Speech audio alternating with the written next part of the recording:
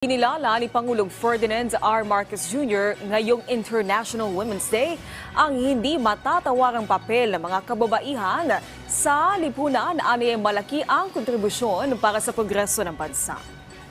Pinuri ng Pangulo ang kontribusyon ng mga kababaihan sa iba't ibang linya na nakapagbigay aniya ng malaking pagbabago, kaya marapat lang na kilalanin ang ambag nito na ito ng mga kababaihan. Kasabay nito, binigyan diin ang punong ehekutibo na dapat ding tugunan ang inequality sa hanay ng mga kababaihan.